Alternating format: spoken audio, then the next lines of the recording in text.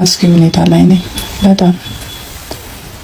ሁሉንም ማስረጃ እዚህ ላይ ፖስት አድርጌ ማስቀመጥ ስለፈለኩኝ ነው። ክቡራንና ክቡራት የዛሬ ቆይታችን የሚሆነው በመግቢያዬ ያስደመጥኳችሁን ባለታሪክ የሚመለከት ነው።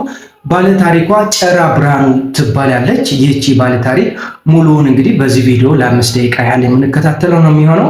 እንደሚታወቀው ሰሞኑን ትሰማ በሚል የተሰየመ የማህበራዊ ሚዲያ የሴቶች ሁለንተናዊ ጥቃትን የሚቃወም እንቅስቃሴ በሰፊው እየተከናወነ ባለበት በዚህ ሰዓት ይህቺ ጎልማሳ የ3 ልጆች እናት ከፍተኛ የሆነ አጣብቂኝ ውስጥ እንደሆነች ገልጻለች። ይህንም ተከትሎ በጣም ብዙ የማህበራዊ ሚዲያ ገጾች የዚችን የጨራ ብርሃኑ ልጥፎች እያንሸራሸሩ ይገኛሉ። እኛ እንግዲህ በቪዲዮ ነው የምንመለከተው። በየመሃሉ እሷ ያለቻቸውን ራሷ ቁጭ ብላ ያስተላለፈችውን መልእክት ስሙኝ ብላለች። እንግዲህ በትሰማ እንቅስቃሴ በደል የደረሰባቸው በሞት ያጣናቸው አሁን ደግሞ በየጥጋጥጉ የሴቶች ጥቃት እየደረሰባቸው የሚገኙ ማህበረሰብ ክፍል የሆኑትን እንደምትሰሙ ሁሉ ድምፅ እንደምትሆኗቸው ሁሉ እኔንም ስሙኝ፣ ከዚህ አጣብቂኝ አውጡኝ።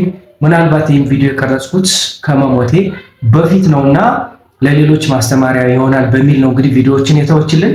እስኪ ከዚህ ቀጥለው ደግሞ የተወሰነ ቁም ነገር ከሷ እንወሰድና እንወያይበታለን።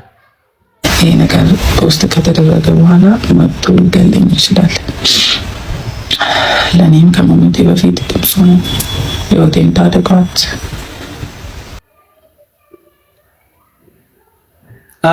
በጣም ጥሩ። ሌሎችንም የእሷ ቪዲዮዎችን እንዲሁ ባጭሩ መሀል ላይ እያስገባን እንከታተለዋለን። ያው አንዳንድ ነገሮቹ ስሙኝ ብለው ማህበራዊ ሚዲያ ላይ ሲመጡ በትክክል እስከ መጨረሻው ማየት እና ማዳመጥ አስፈላጊ ነው። ከዚህ ውጭ ሙሉ አውዱን ሳንከታተል በቂ ግንዛቤ ስለዛ ነገር ሳይኖረን የሆነ ነገር የምንል ከሆነ ችግር ይመስለኛል እና እኔ እስከ መጨረሻው ተከታትየዋለሁ። የ2 ደቂቃ ነው። ዋናውን ግን በዚህ ቪዲዮ የማሰማቸው ነው የሚሆነው። ያም ሆነ ግን ጨራ ብርሃኑ ከሌሎቹ የሰውየው 3 ሚስቶች ጋር ሆና 4ኛ ሚስት ናት። ግን የመጀመሪያ ሚስት ናት። 3 ልጆች አሏት። ታዳጊና ቆንጅዬ ሴት ናት። ግን ደግሞ እንደምታውቁት የተማረች ብትሆንም የሚያኖራት እሱ ነውና በህግ አግባብ ከእሱ ጋር ተለይታ ለመኖር ወስና ተለያይታ አሁን ራሷን ችላ ልጆቿን ይዛ ነው የምትኖረው። ለልጆች የሚያስፈልገውን ሁሉ እየለመነች እንደምትኖር ነው እንግዲህ የገለጸችልን። ያም ሆነ ይህ የጨራ ብርሃኑ ጉዳይ ብቻ ሳይሆን ሴቶች በብዙ መልኩ ጥቃት እየደረሰባቸው ነው። አሁን በትግራይ ሰሞኑን የትሰማ እንቅስቃሴ የተጀመረው ዘውዳ ተብላ በምትጠራና ሌላ ደግሞ አንዲት ሴት በ3 ቀን ልዩነት መሞቷ ይታወቃል በግፍ። ከዛ በኋላ እነዚህን 2 የሴቶችን ሞት ያደረሰው ግለሰብ በፍርድ ቤት ቀርቦ ለዓመታት እንዲታሰር፣ ለመጀመሪያዋ 3 ዓመት እንዲታሰር፣ በሁለተኛዋ ደግሞ ለእድሜ ልክ እንዲታሰር የተፈረደበት ቢሆንም በነፃ ተለቋልና አሁን በዛ ምክንያት ነው ትሰማ የተጀመረው። ከዚህ ውጭ ግን ብዙ የፍርድ ቤት ጉዳይ ይዟቸው ማህበረሰቡ ሰፋ ያለ ሀሳብ ሲሰጥባቸው የነበሩ ጉዳዮች አሁን የፍርድ ቤት ጉዳይ ናቸውና ማህበረሰቡ ዝም ያለባቸው ናቸው። የነቀነ አዱኛ ከዚህ ውስጥ የሚጠቀስ ነው። ሌሎች እንግዲህ በርካታ ሴቶቹ በየክልል ከተሞችና በየሀገሩ ብዙ ነገር ሲሆኑ መስማት የተለመደ ነገር አይደለም። ትሰማ የሚለው አዎንታዊ የሆነ እንቅስቃሴ ነው። ማንም ሰፖርት የሚያደርጉ ነው። እኛም ጭምር የምንደግፈው ነገር ነው። ሴቶች የማህበረሰቡ ወሳኝ ክፍል ናቸው። ጥቃት ሊደርስባቸው አይገባም ተብሎ ይታሰባል። ሴቶች ከወንዶች አንጻር ጥቃት ሊደርስባቸው የሚችልበት መንገድ ሰፋ ያለ ነው። የተሰማ እንቅስቃሴ ጥሩ ነው። ነገር ግን የተሰማን እንቅስቃሴ ማስጀመር ያለበት ኢትዮጵያ ውስጥ ጆርዲ ናት ወይ? በጣም ግርም የሚያደርገኝ ይሄ ነው። ለኢትዮጵያን ሴቶች ጆርዲ የተባለች በፍጹም የሴቶችን መብት ልታስጠብቅ የማትችል ስብዕና የጎደላት ሴት የሴቶችን መብት ልታስጠብቅ የሚችልበት ምንም አይነት እድል አይኖርም። ስለዚህ የኢትዮጵያውያን ሴቶች ጆርዲ አይነት አይደለም እንባ ጠባቂያቸው ሊሆኑ የሚገባው።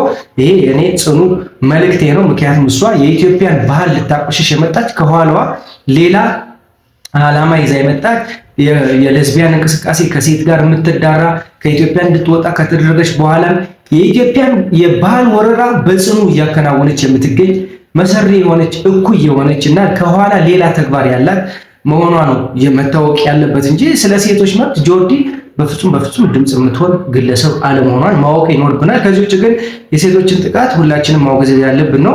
የጨራ ብርሃኑን በሚመለከት እስኪ አንድ ቪዲዮ እንይና ሙሉውን እንመልከት። አስጊ ሁኔታ ላይ ነኝ በጣም ሁሉንም ማስረጃ እዚህ ላይ ፖስት አድርጌ ማስቀመጥ ስለፈለኩኝ ነው። በጣም ጥሩ። የጨራ ብርሃኑን የሚመለከተውን ጉዳይ እንጨርሰው። ባለቤቷ ፈራኦል ድንቁ ደያስ ተብሎ ነው የሚጠራው። ድንቁ ደያስ እንግዲህ በአዳማ በሚኖረው የማህበረሰብ እውቅና ፖሊስ ድረስ ጉዳዩን ወስጀው ፖሊሶች አይ ድንቁን እኛ መጠየቅ አንፈልግም ብለውኛል፣ ምክንያቱ ደግሞ እሱ ለሕግ ተገዢ የሆነ በፖሊስ ደረጃ የሚጠየቅ ሰው አይደለም ብለውኛል በማለት ነው ራሷ ይህን መረጃ የሰጠችው።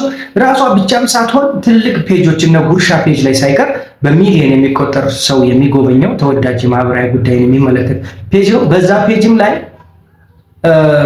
ለፖሊሶች የማይገዛና አስፈሪ ሰው ነው ብለው ምላሽ ሰጥተዋታል። ስለዚህ የግለሰቧ ህይወት የእውነትም ችግር ውስጥ ነው የሚገኘው።